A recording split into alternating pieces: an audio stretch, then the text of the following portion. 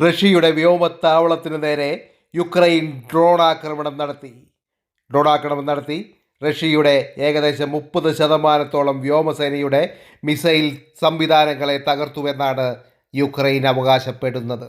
റഷ്യയുടെ 40ഓളം യുദ്ധവിമാനങ്ങൾ തകർത്തതായും യുക്രൈൻ അവകാശപ്പെടുന്നു. യുക്രൈൻ്റെ ആക്രമണം റഷ്യയും സ്ഥിരീകരിച്ചിട്ടുണ്ട്.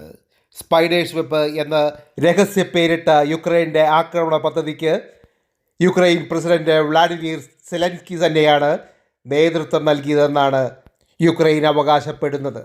18 മാസങ്ങൾ നീണ്ട തയ്യാറെടുപ്പിന് ശേഷമാണ് യുക്രൈൻ റഷ്യയ്ക്ക് നേരെ ഈ ആക്രമണം നടത്തിയത്.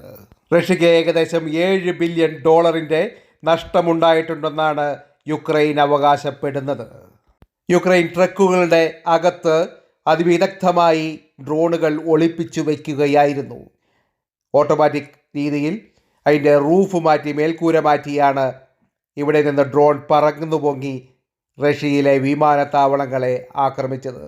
റഷ്യയുടെ അടുത്തുള്ള പ്രദേശങ്ങൾ മാത്രമല്ല, യുക്രൈൻ്റെ ബോർഡറിനടുത്തുള്ള സ്ഥലങ്ങൾ മാത്രമല്ല, അങ്ങകലെയുള്ള ആയിരക്കണക്കിന് കിലോമീറ്റർ അകലെയുള്ള സൈബീരിയയിലെ താവളങ്ങളും ഇവർ ആക്രമിച്ചു. തുർക്കിയിലെ ഇസ്താംബൂളിൽ ഇരു രാജ്യങ്ങളും തമ്മിൽ സമാധാന കരാറിന് വേണ്ടി ചർച്ച നടത്തുമ്പോഴാണ് യുക്രൈൻ ഇത്തരത്തിലൊരു വമ്പൻ ആക്രമണം റഷ്യയ്ക്ക് നേരെ നടത്തിയത്. ഇത്തരത്തിലുള്ള ചാവേർ ആക്രമണങ്ങൾ ഇനിയും റഷ്യയ്ക്ക് നേരെ തുടരുമെന്നും സെലൻസ്കി കൂട്ടിച്ചേർത്തു.